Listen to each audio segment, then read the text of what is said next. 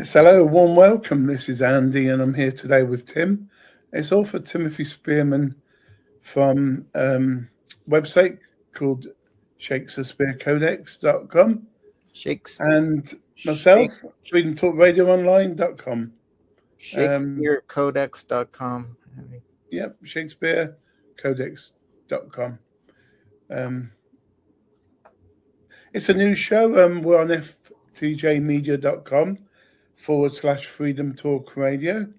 You'll be able to join FTJ Media for free, comment on the show, donate if you like us. A cup of coffee goes a long way. Yeah, you can do all that for free. If you want to join FTJ Media, it's just $5 or £4 UK. And for that, you get unlimited shows, which I think is good. Today, we're going to compare in the next hour the Royal connection to the Ripper slayings in Whitechapel and the Royal connection to Princess Diana's bubble assassination. And maybe we can sort of go into a couple of comments we've had recently by email, probably linking them all together from my good friend George. So Tim, welcome back again. We're alive this time because normally we used to be audio only. Yeah, it's exciting to be back on the horse charging. Great. Actually, I've got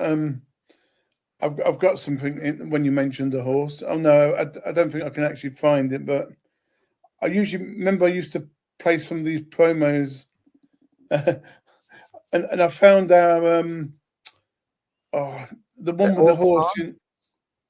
That one we used to play all the time. Yeah, that was fun. That was a good one. Yeah. I was trying to get it prepared for tonight, and I've lost it. But yeah. Okay, we'll play it next time then. Yeah, so I'll get your website on screen and show people, and maybe we'll show them the sure, Jack the Ripper. The poem that you've written many years ago, of course. It's easier to visualize things, I think, for people. Yeah. There we go. There we go. There's Shakespeare's Codex. Yeah. And if you look up there's the address. And we've got the bio. We've got professional astrologer, COVID book forward, vaccine device to delete the God gene by Tim, sacred geometry poems, and some of Tim's articles, The Psychopath, Francis Bacon, private manuscript. And if you look on this webpage, honeymilkerson.com/Timothy Watson, this is his more professional website with a bit more sort of in-depth. And then going back to the sacred geometry. There we go. It's there. Tim, explain. When I was in Korea for 11 years, I met a musician there named Lance Reagan Deal, and he's a good rocker. Used to play at a club called Woodstock in a place called Itaewon, where a lot of foreign people live in Seoul, Korea. And so we all used to meet there and do an open mic. Poets and musicians and artists of various descriptions would meet up there and do the open mic once a week. And Lance introduced me to a buddy of his named James Newhouse, who he's quite an accomplished pianist. And so he did the keyboard work on these songs. It was actually James that proposed that turn my sacred geometry illustrated poems like this one into with the input from the two musicians. And so they did the musical composition and I did the lyrics like this. And I'm proud of it because albums from the 1970s by various bands like Pink Floyd, Alan Parsons, Led Zeppelin, Yes, and so on. And I have taken it a step up by using geometric shapes in my poems to more explicitly the influence of secret societies like Freemasonry in our history. So this poem, to divide because and open. Well, the bit I get from this, the first part of the poem, to divide, dissect, and so on. This is exactly what they do, don't they? These Freemasons, they divide and dissect us all. That's the bit I got from it. Well, this is the square and compass that is one of their important symbols, the square and the compass. And story of the Jack the Ripper slayings. To divide, dissect, and open that case one more time may shed sunlight on ID of, now you can see MASO, add sunlight on ID of Mason. So this was a Masonic operation, and it had to do with the covering up of a scandal. The royal prince, who his name was Prince Duke of Clarence, and he was having an affair with a girl on Clarendon Street out in the East End of London, and the police came and raided the place and arrested both of them. They carted off the lady in question to a mental institution, and the queen, basically the family doctor, abortionist, because obviously to avert scandal, some of the royals would have to have him come in and perform an abortion to prevent scandal. And he was a Mason, 33rd degree Mason, and he was not a particularly savory character. And do I believe he was involved in the slayings on Whitechapel? Yeah, I do believe. I don't think there was a Jack. It was a gang of Masons. And if you have ever heard of Chris Everard, he's got, I believe, a documentary film about it. He's another type like David Icke, but I actually think he's more precise about his information. You should maybe check him out. He's got a huge database of films at his website, Chris Everard. Check him out. And Stephen Knight wrote a book called The Final Solution, and he implicates the British royals at the top of the pecking order in this whole horrid affair. And obviously there is Masonic involvement. William Gull, the family's physician, 33rd degree Freemason, and other operatives in this little sordid operation. And I think many of them were Masons. The fact that William Gull kind of masterminded it as a 33rd degree Freemason is enough to implicate Masonry in the scandal. I'm of two minds concerning the Freemason organization. I think that we have to credit them with founding a lot of our institutions and basically providing the groundwork for Western civilization, but they have a dark side, and there's no question about that. And good. Yeah, sorry to interrupt him. When we've talked in the past about child abuse in these institutions, there was always a link with Freemasonry. But what a lot of people said with Freemasons, that there are some good ones, and I do believe that too. But there's obviously some very terrible ones as well.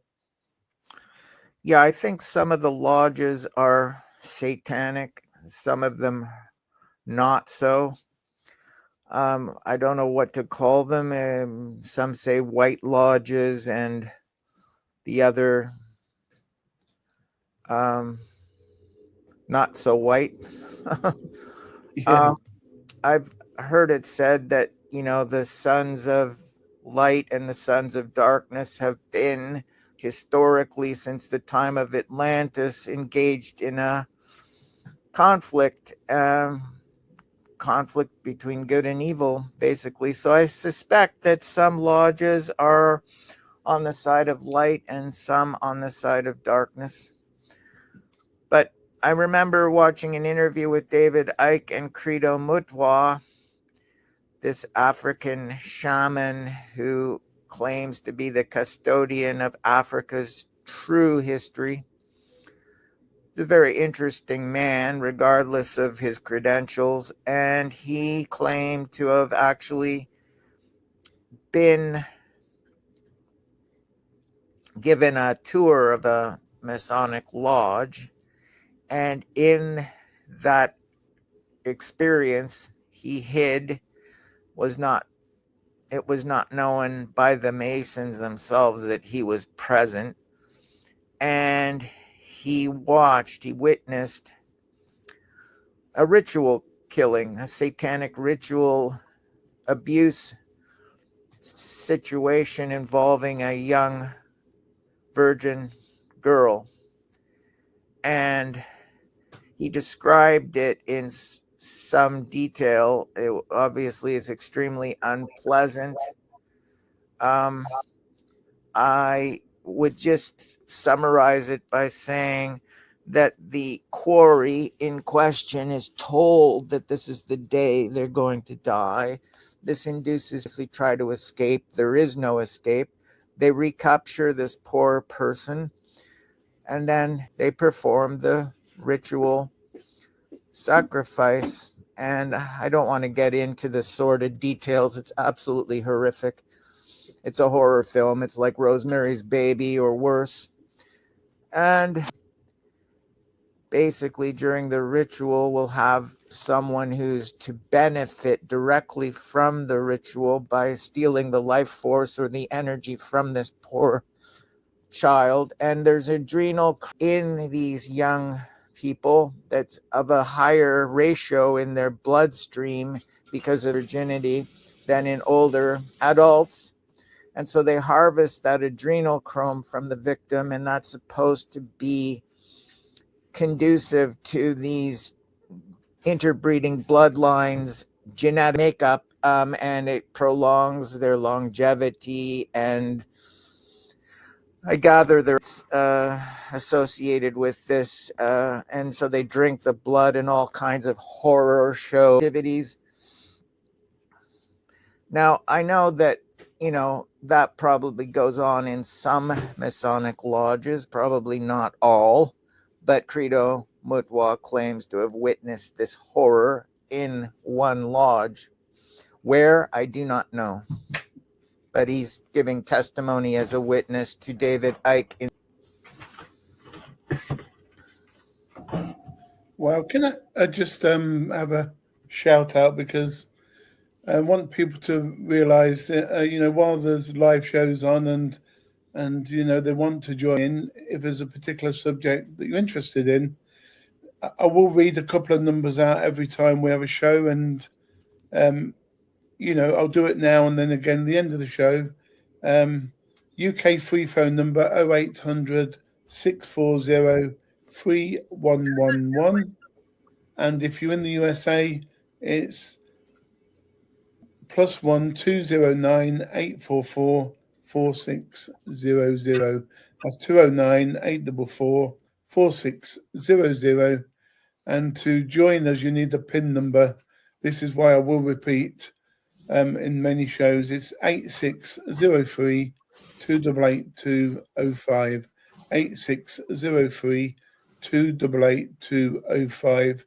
If you're listening to this after the show, just write that down and we'll get on to you and invite you in for a chat. You can also listen to the live shows on ftjmedia.com and freedomtalkradioonline.com/live radio shows. It's just new equipment we've got, and it's scary, Tim, to find out that we're live on YouTube now. We're live on X, Twitter X, live on my website, live on FTJ Media. Excellent. All at once. Wonderful. Well, it's very nice to be back on these shows with Andy. We've done some in the past under different show title names, not least Two Peas in a Podcast. So I guess we could say that this is Two Peas in a Podcast back after a hiatus of 2 or 3 years. Yeah, one thing I'm very happy with is exposing the establishment because they deserve everything they get. I'm just showing viewers my front of my website here. So that's the live feed now because I'm talking.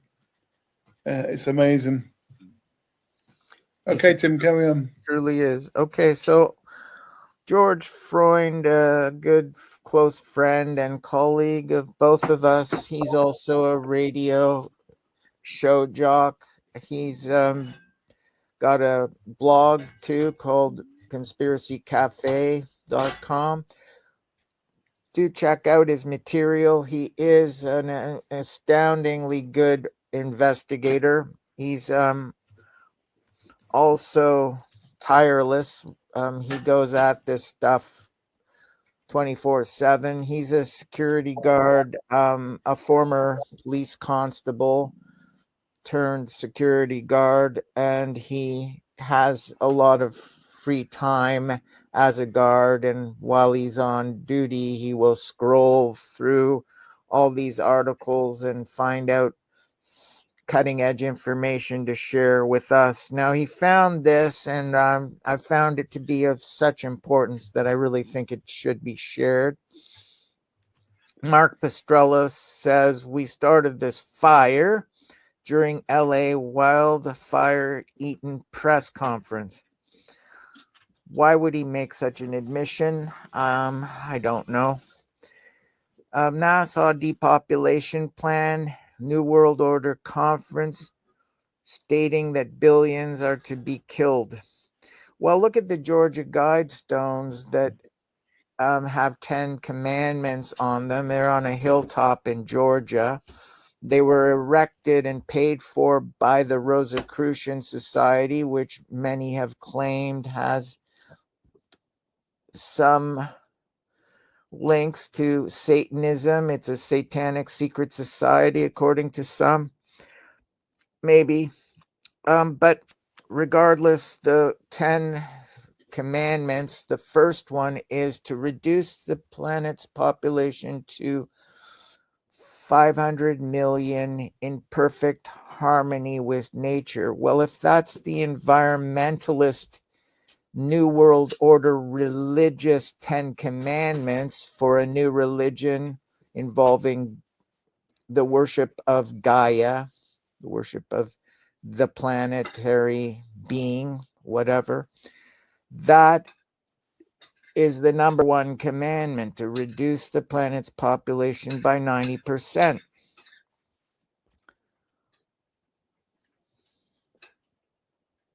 There you go. There's George. So the horror show that they have in mind with Agenda 21, Agenda 30, massive depopulation by 90%. And that would line up with the claim 10 Commandments of the Georgia Guidestones. So, do I believe it? I'm afraid I do.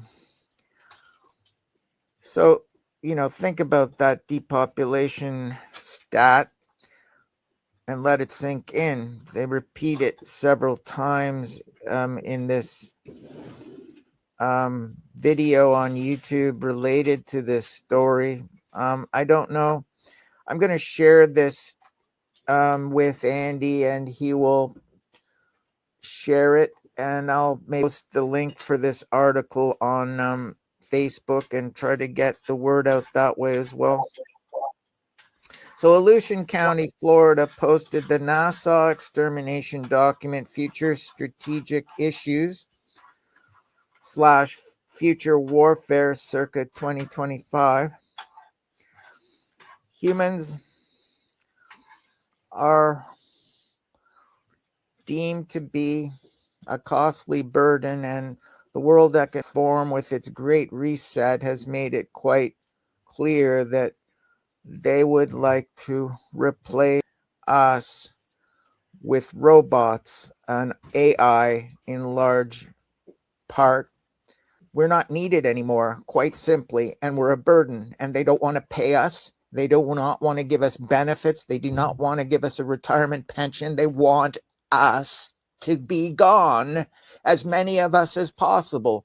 And so I don't know whether 500 million of us are going to be left behind, and if so, what are they going to do with the slave population of humans that still continue to exist and are to do their bidding as worker units, presumably, and as sex slaves and whatever else they find for us?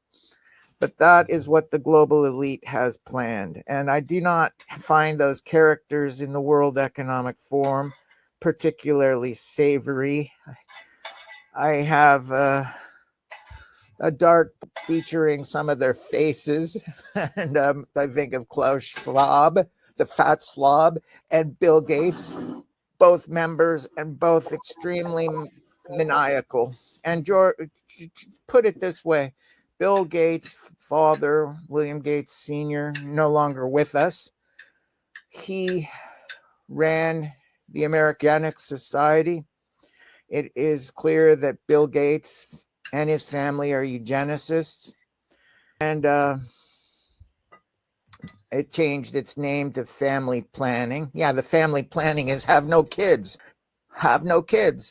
birth control, and basically they want to reduce our numbers, and they want to replace us with robots and AI. You don't have to give the robot a paycheck. You don't have to worry about benefits for that robot. Yeah, okay, occasionally they need to be brought in for servicing, but that's about it. The cost factor is very convenient for these globalists. All right, so Mahathir bin Mohammed introduced the concept of the New World Order, a global governance ruled by the world elite of the most powerful nations. He exposes the old intention of destroying frontiers, nations, free trade, freedom of expression, religions, and ultimately the right to live with war and crises, leading toward international governance, what the UN has been calling global governance. And they talk about a strategic partnership between the public sector and the private, and how they will join hands to create this global governance. And it's couched as stakeholder capitalism. I think it's just a fusion of capitalism and communism. Capitalism of a particular stripe, corporatism, fascism. So it's a fusion between the extreme far right and the extreme far left.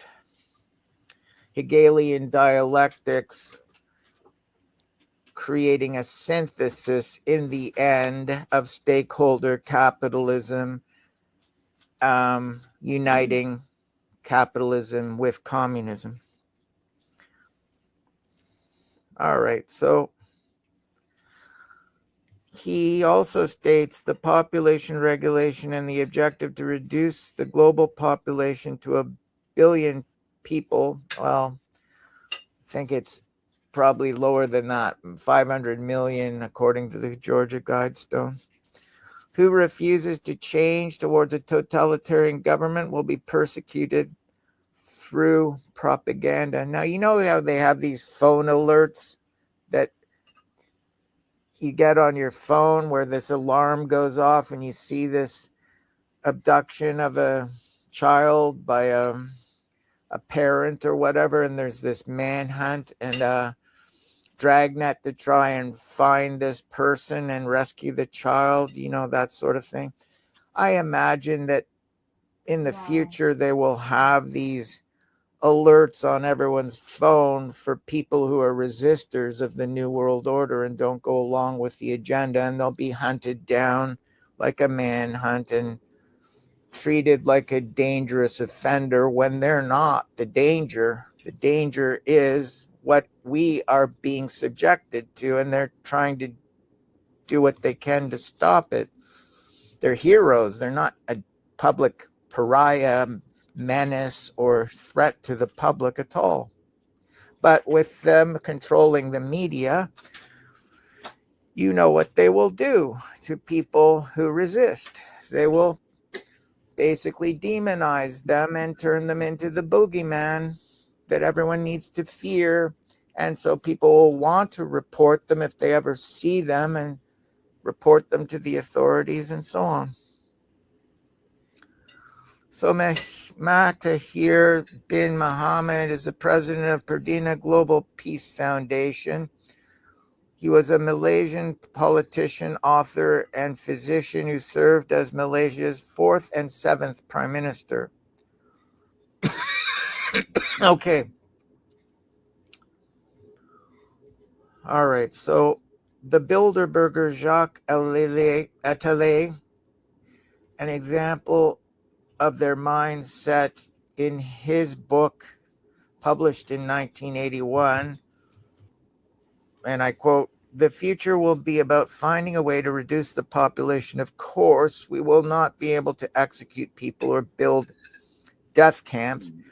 We get rid of them by making them believe it is for their own good. We will find or cause something, a pandemic targeting certain people, a real economic crisis or not, a virus affecting the old and or the elderly, it doesn't matter. The weak and the fearful will succumb to it. The stupid will believe in it and ask to be treated. We will have taken care of having panned the treatment, a treatment that will be the solution. The selection of idiots will therefore be done by itself. They will go to the slaughterhouse alone."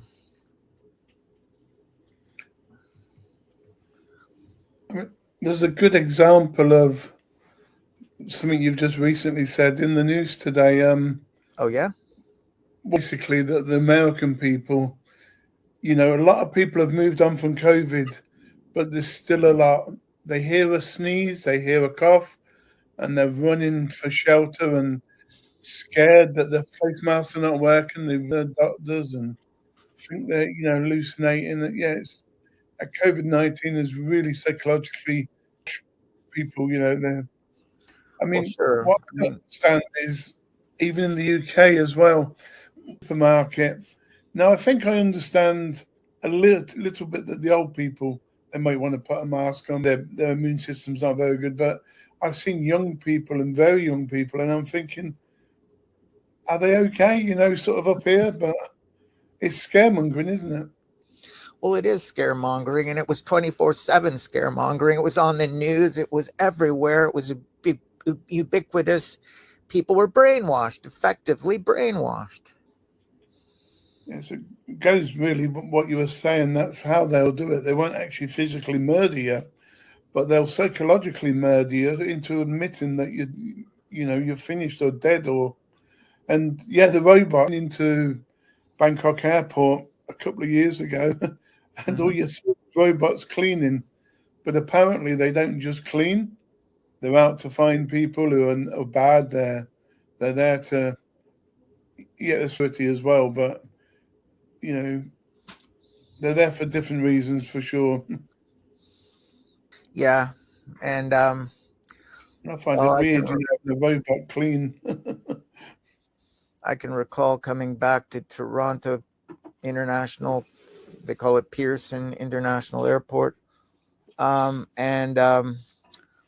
you have to check in through customs with a computer monitor that's the height of a passenger, the same height as you, and it actually kind of looks like RoboCop.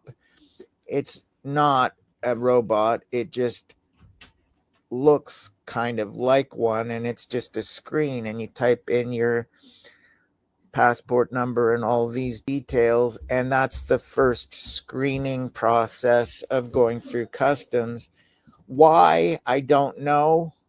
I think it's to get the public inured and used to dealing with AI and robots, and that ultimately it will be RoboCop that interviews you in customs in a few years, and the human customs agents will be phased out, and RoboCop won't be nice.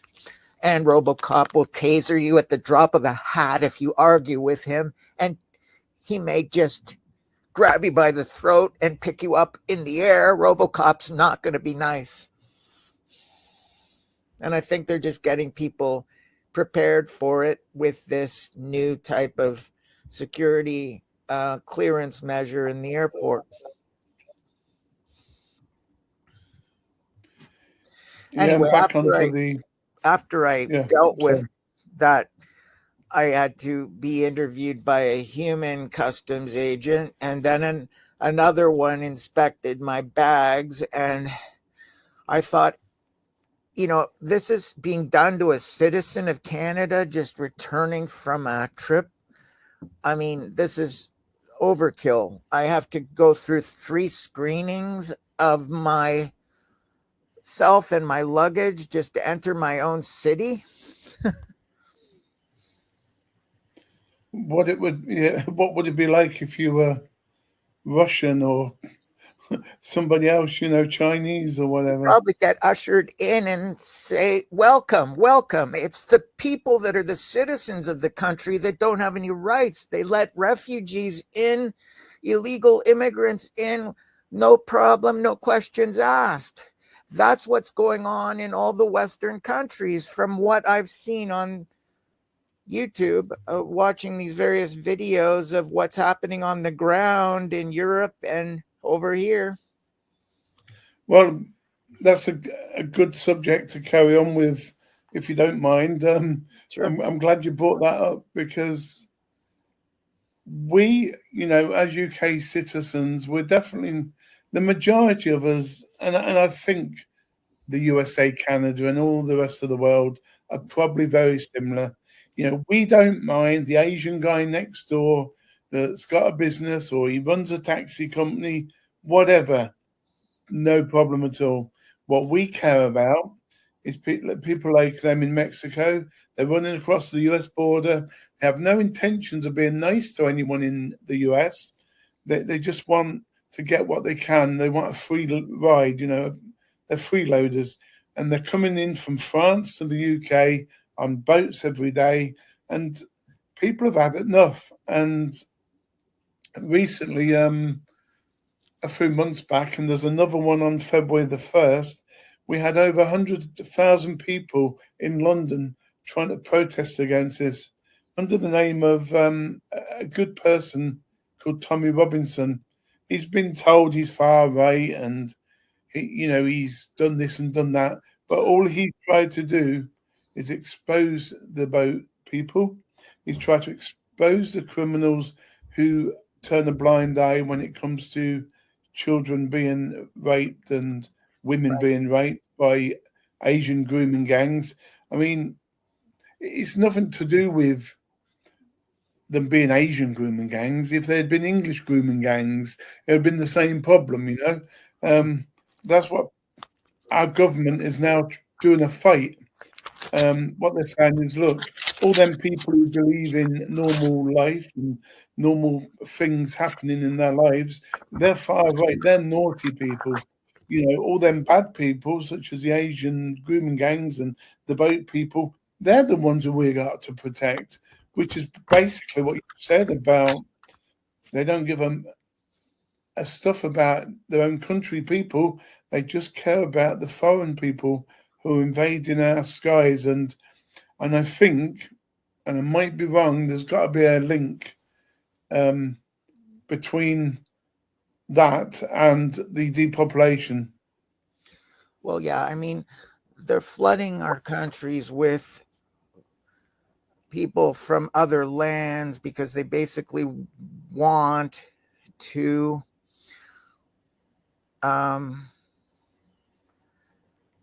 destroy the nationhood of every country so that you don't have any nation as such. It's all going to be this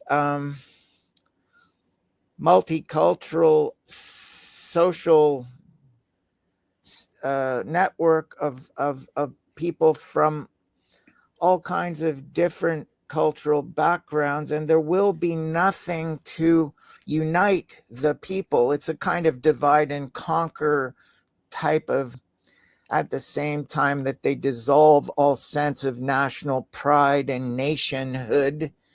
And so then they impose the United Nations global governance as the model because they are setting up all of our nations for failed nation status. And then they'll send in the blue helmet troops and you know what they'll be like, just like RoboCop, real nasty. And you resist and you're dead. That's it. Or you just taken away and you disappear. So, you know, I don't know what we can do. I just think it's better to have your eyes open and know what's coming than to be now led to the slaughterhouse that just goes moo a few times and then it's over. Yeah, there's some good guys. I want to give a quick shout out on YouTube and hope we're going to have them on one day. There's 2C TV, Maya 2C, amazing guy. He's from the Middle East somewhere. I can't remember what country now. It's Iran. He's from Iran. He was young. He had to flee Iran with his mum and dad. I don't know if his dad made it, but his mum did. They lived in London. And being an Iranian, he's seen both sides of it. He's seen the UK side, the Iranian side, and he's well for free speech. And he's one of the good soldiers of the United Kingdom, as well as Tommy Robinson, as I mentioned. Another guy, a bit more sort of towards the political side now, is Matt Goodwin. Matt Goodwin is a good YouTube channel to go on, as well as Paul Thorpe.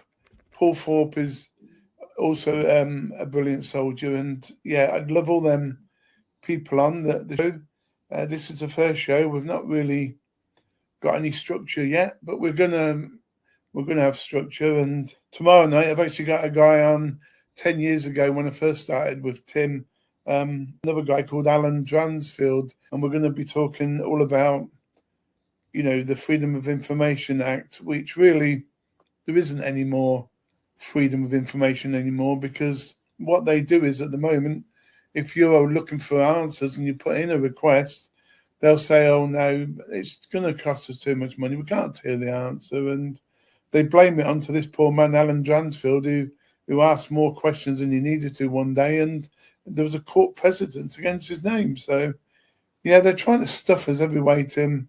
All we can do is pray and hope that we make it, you know, till the end of our time without getting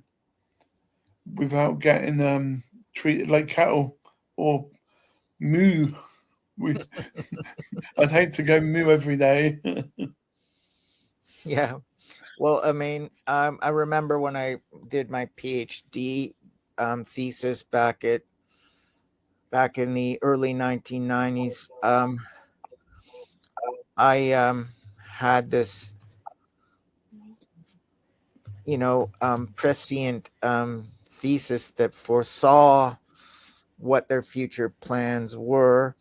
At that time, it was HIV/AIDS. Now, more recently, it's been COVID, but they use the virus as a means of creating a kind of great reset to advance their plans for this global governance, new world order. And the effect of the HIV/AIDS, the infection would devastate certain pockets of the population. We're already facing replacement populations around the Western world with our declining birth rates, and an influx of immigrants from foreign lands are coming in. This was all planned. This is what they want. They want the dissolution of the nation state. They want the dissolution of nationhood so that we will openly comply with global governance under the jurisdiction of the United Nations world government. That is what they want to impose on us, a world government totalitarian state that controls all of our movements, 15-minute cities. You will be relegated to living in an area where your work and your living quarters will be in close enough proximity that you will not have to travel more than 15 minutes to work and back again. Well, I can tell you that right now I have a job way out in the east end of the city. I live in the extreme west end of the city, so I'm not within that 15-minute grid that they're trying to impose on everyone, and I'm biking it. I go by bike. So I don't see what the problem is. I'm not using fuel. I'm not leaving a carbon footprint. Excuse me, officer. No, I'm not going to pay the ticket. I am beyond my 15 minutes. Yes, but it takes a lot longer to get to work on a bicycle. But there you go. I'm going to work. And I would say I'm not leaving a carbon footprint. So stuff your 15 minutes. I'm going to work. Goodbye. I'm not too what's the word? I'm not in belief of carbon footprints. I don't think that's a real thing. I think the weather changes from year to century to century. I don't think we're doing any damage myself. I mean, I might be wrong. I'm not a scientist. But what made me laugh the other day, I saw on TV, they're making cows in Scotland now. So when they do their toiletry needs, it doesn't smell as much by doctoring what the mum eats before the eggs fertilized. And I think it's all unnecessary. What's a couple of cows for Scotland and England gonna do for the carbon footprint? It makes you laugh. Well, the argument is that their dung gives off methane gas, and methane is a much more potent greenhouse gas than carbon dioxide. It's 10 times more serious as a carbon than carbon in terms of a greenhouse gas. It stores 10 times more heat, the methane molecule. Oh, okay, so I get that now with cows then, but I don't see how your petrol or diesel car that's going to save the planet, because they've been trying. It brings on to Elon Musk, with his electric cars. We don't have the capacity in our small country for everyone to get electric cars. They just haven't got enough network. And if you were up the top of Scotland where I live in the Orkney Isles, you've probably got one charger there, and you might get another charger in the Highlands up the north near Thurso and Caithness, but it will take you 2 or 3 times more journey time than it would someone who just stopped at the gas station to fill up. So I don't think that's ever going to work. So, it may be that cows and sheep and look after their wind, and we'll look after our own wind farms, I suppose. But Well, the way they might do it is they just simply ban combustion engine cars altogether. And if you have to get to work, you're going to take public transit. Sorry, you don't want to buy an electric car or you can't afford it. Well, take public transit. And yeah, you're going to live in a 15-minute city, so it's going to take you 15 minutes to get to work. That's how it'll be. And so you're locked into this through imposed legislation. There's no chance of resisting it. There's no chance of escaping it. You can't buy a combustion engine car, or you have to scrap the one you've got. You can't use it anymore. And if you can't afford an electric car, well, take public transit. Sorry. And since it's a 15-minute city situation, you will go along. You have no choice. That's probably how they're going to orchestrate it.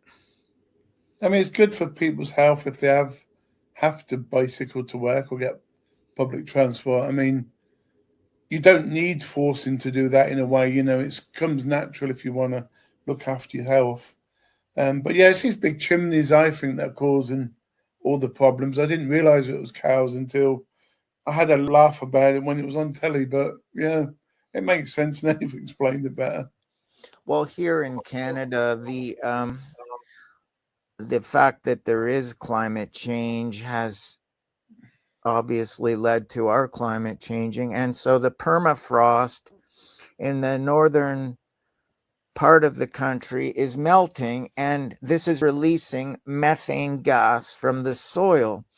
And so there's been a spate of fires, forest fires and brush fires in provinces like Alberta over the last few years. And is this perhaps caused by the release of methane gas, increasing the heat levels in those locales so that the forests and the brush become very dry? And so it just becomes that much easier for a fire to start. One storm, a lightning strike, and the forest is on fire. I don't know, maybe. But yeah, methane gas being released from parts of the country that were formerly permanently frozen with permafrost is apparently become an issue. Yeah, we've got a lot of issues at the moment, Tim, just sort of trying to bring in as many subjects as we can while we're here today, just in case other people want to join us. And I mentioned earlier on Tommy Robinson. He's basically a campaigner, and he spreads information that is true and tries to, help people really. And hang on, that one. He's stuck in jail at the moment because what he did was he shared a video, and this is his Twitter account, Tommy Robinson. He shared that documentary called Silenced, and he's gone to a civil court. The civil court has found him guilty. He's gone to prison because they thought it was best for him. Instead of in a category D prison, which, the lowest level prison, I should say, he's in the top level prison. And if they go to truthontrial.co.uk, they'll see everything about Tommy. And there's this man, Richard Inman. I'd love to talk to him one day because he supports Tommy and he's brilliant at everything. A guy that was used to be on the TV, Dan Wootton, he's another good outspoken guy that hopefully, you know, he would come on the show too. But yeah, Tommy spent 79 days in isolation, sentenced to 547 away from his kids and his crime. As the legacy media politician pushed the narrative, he investigated and released the evidence on X for the public to decide, and he got jailed for it. Peter Hochstrau's another guy in prison down in there in Austria. But if we don't do that, Tim, if we don't fight for our rights, they're going to walk all over us, aren't they? Yeah, I mean, well, there are people that care and take action, and maybe the consequences for them are grim, and we apparently are one of those types. Maybe it will end badly for all of us. I don't know. But to my way of thinking, it's better to try to do something about your circumstances than to just be complacent, sit back and wait to be thrown into the back of the garbage truck and end up as a compressed piece of garbage. Yeah, and on finishing this one off, I mentioned the Iranian guy. He's Maya Tusi, fantastic guy. He's a founder of a geopolitical news channel, Free Speech, Free Markets, Free People, and talks about Israel a lot. He talks about hostages in Qatar, and he's got a great Twitter channel, Maya Tusi.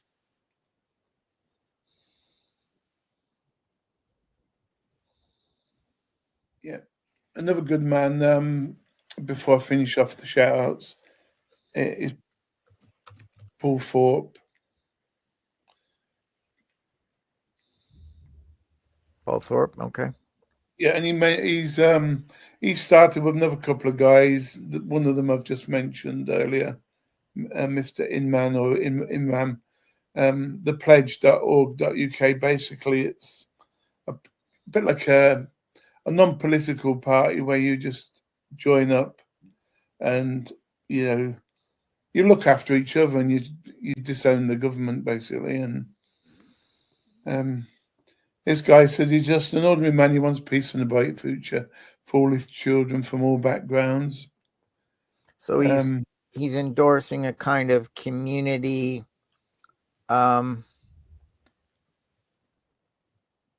community governance kind of model where we just govern ourselves. And he goes to a lot of these rallies, and there he is. If you can see him, yeah, they're kind of. I've spoken to you about them before, and I think get them on the channel, and we can all help each other out with our listeners and our contacts, and just make the world a better place by sharing the love. Yeah. So I said I'd read them numbers out again. But I can't find them. Okay. But we'll get on top of it. It's just one of these new things that there we go, I've got it now. These new things that I've got to look after. In fact, I'll probably put them on the screen because a lot of people can what do you call it? Screen share. There we go. Let me try and put them on screen. Not screen share, they can photograph them if they want to. Start screen sharing again. Yeah, even though I don't know where I'm going at the moment. That's good. That's strange. That's very strange. I can't find it. That's weird. I've actually got it up, but it won't. Anyway, I'll read a couple out again. It's the UK number 6403111. That's 0800 640 3111. And for the USA, it's 1209 844 00. And I will get these screenshotted one day. But basically, there's a number for anyone, same PIN number, which is 8603 2882 05. It's an amazing platform, and there we go. It decided it wants to work now. Whoops. You can see that you've got Brazil, Belgium, Argentina, the US, UK, Australia. Brazil's got a toll-free number. Every country, yeah. Yeah, Canada's got a toll-free number as well. It's amazing. A shout out goes out to Dave for that, and Josh for building such a great platform. And like I said, if anyone wants to comment on the show today, wherever you find the link, comment. But do go to ftjmedia.com, because the idea is thousands of people join. It's only £4, $5. It opens up the world to, there's a donations tab. You can comment on each other's shows. You can do your own live shows. But if you want to remain free, just sign up, make a donation, comment on a show. It's all free. Spread the love. That's all it is. Yeah. So the website that Andy showed you, Shakespeare's Codex, is the name of the book that I am supposed to publish and release this year. So the reason we're on this platform is because the two go hand in hand, ftjmedia.com and the publishing imprint that I will be going with are both under the control of the same man, Dave Gahary, and he has an imprint called Turning the Tide Publishing, and I believe I will be going with that. And I'm hoping that the book will be released sometime in 2025. The full title is Shakespeare's Codex, All the World Staged, and We Are Merely Played. Yeah. Until the next time, shall we call it a day from there?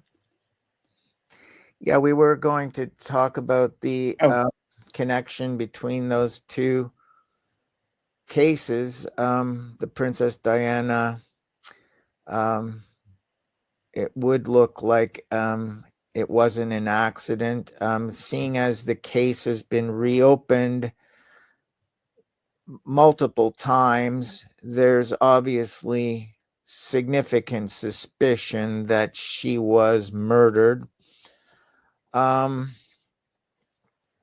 And I've recently watched a video of a personal bodyguard of hers that on one occasion accompanied her up to Scotland to Balmoral Castle, where the royal family often retreats to, and she and apparently her bodyguard witnessed a very strange ritual down in the cellar of that castle. All the participants in hooded costumes.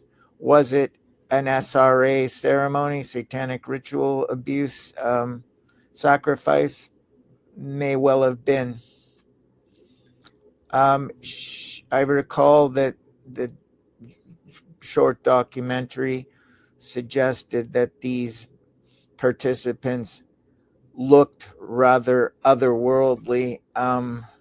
something very off about them and this whole ritual. She apparently had too much information. She knew too much, and she was a significant threat.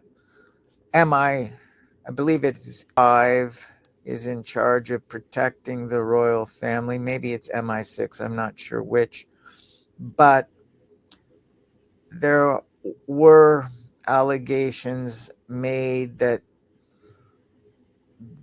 the security services may have had a hand in the whole setup in Pont de la Mont tunnel where the accident took place, and the security cameras in the tunnel being turned off. This is a rather strange coincidence. Why was it that all the security cameras were operable at the time of this tragic accident? Anyway, we were going to get into the Jacques connection to the royals and all that, but I guess we can save it for another program, Andy. Well, Jack the Rip and the Royals, that'll do another hour, won't it? But we've got the Princess Diana just in there a little bit.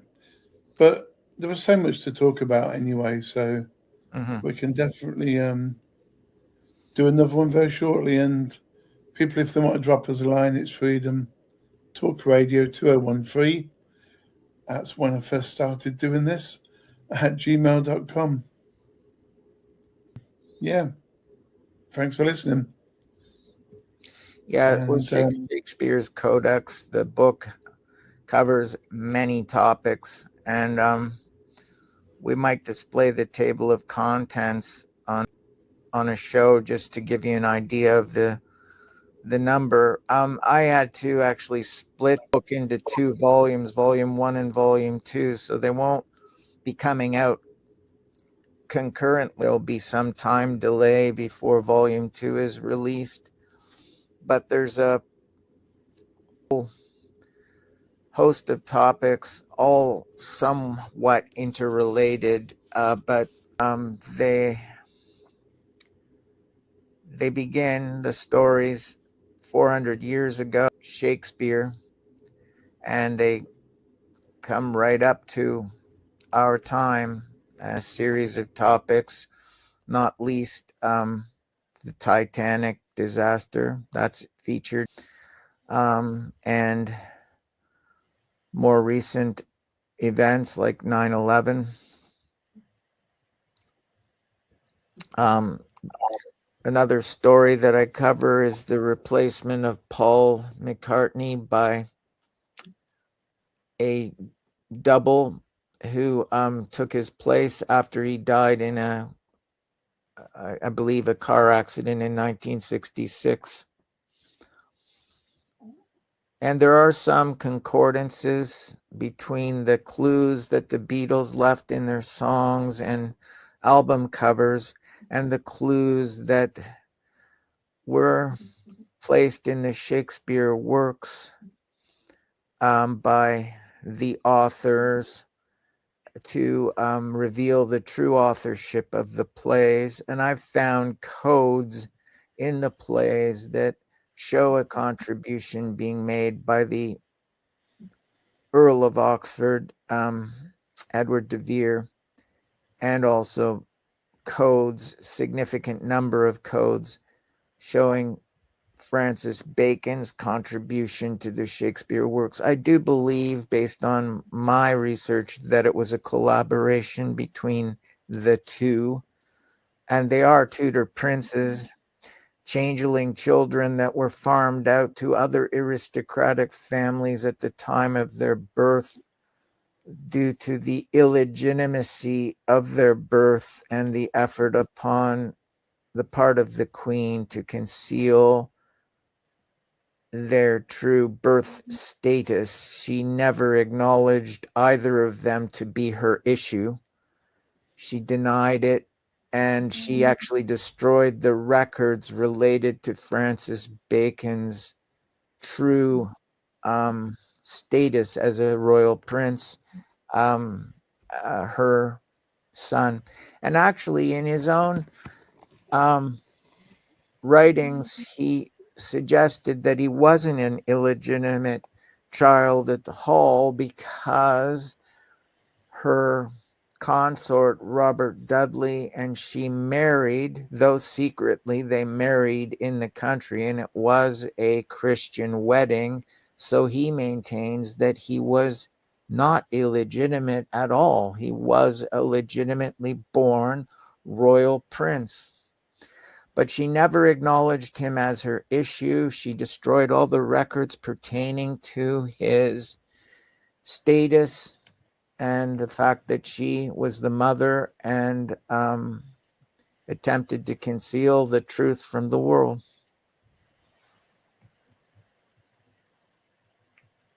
Very interesting. And you've written a lot of books, Yeah, as well, haven't you? So the Peace Train and Must I Remember, Goodbye Ruby, Leavenborn, Children Scream to Be Heard, and that's all I can remember now, top of my head. So, yeah, are they being republished? Can anyone get them anywhere, or are we still having the Amazon issues? Yeah, no, I don't know what I'm going to do about these books. The publishers that I had for them were not very reliable. It was a self-publishing effort in most cases, and I don't really know what I'm going to do about republishing these books. I've been looking at different possibilities, but nothing concrete. I mean, I'm recovering financially from a bankruptcy situation because of the pandemic, and I don't have the funds to really put together any concrete plan. Well, you never know. Maybe someone will drop us a coffee, a donation.